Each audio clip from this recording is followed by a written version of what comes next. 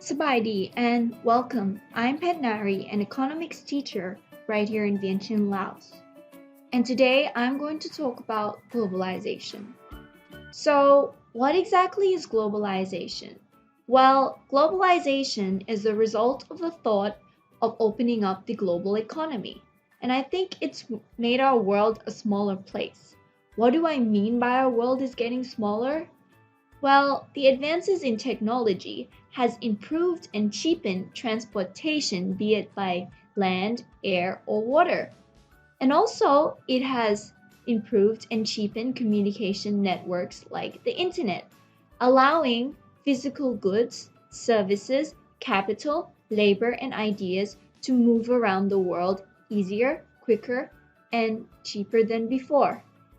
And if we were to put this into words, globalization, the term itself, can be described as the increasing international trade, interconnections, and interactions not only between people, but firms and countries all around the world.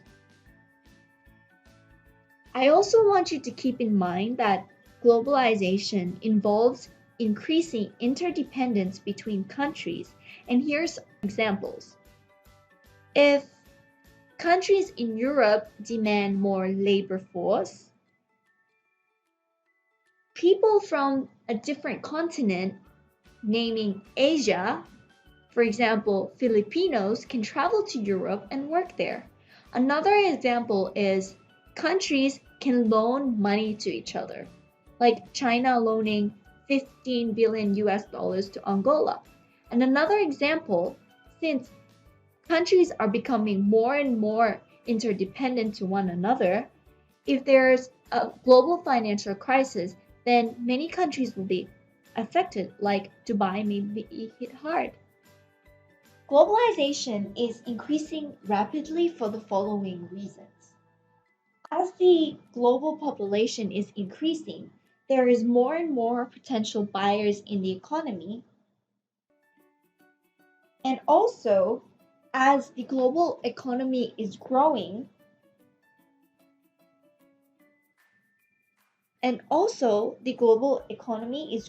as industrial output, employment, income, and consumer spending continue to rise in many developing countries, especially in Brazil and China.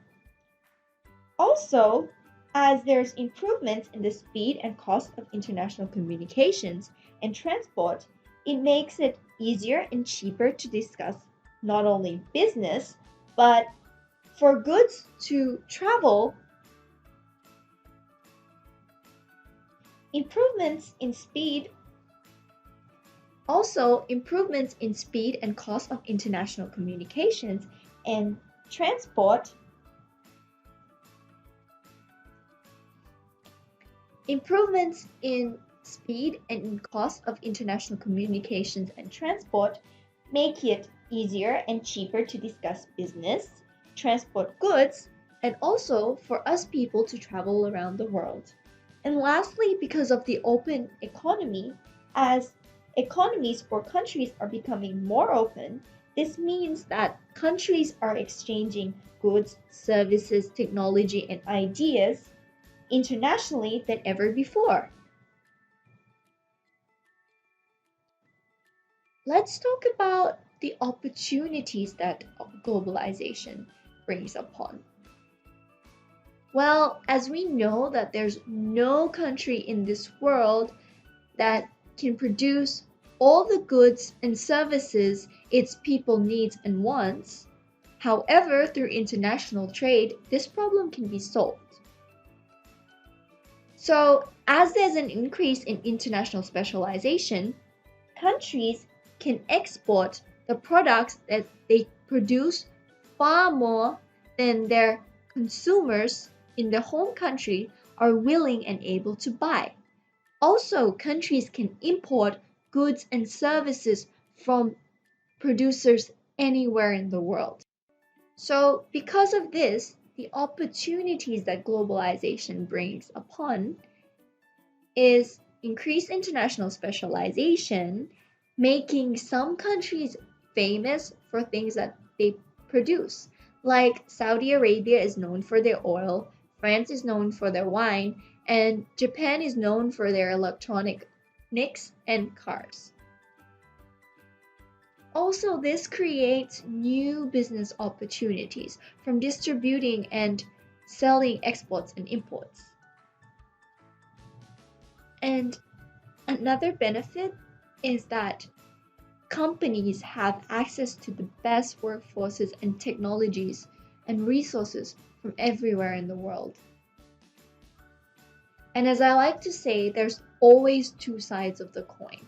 So let's talk a bit about threats from globalization. One, it creates growing competition from imports and multinationals. Two, it increases competition for skilled labor and capital.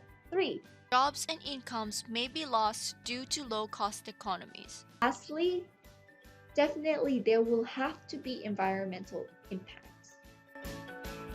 So, thank you for watching โดยขอบใจที่เข้ามาเบิ่งแต่อย่าลืมกด like and subscribe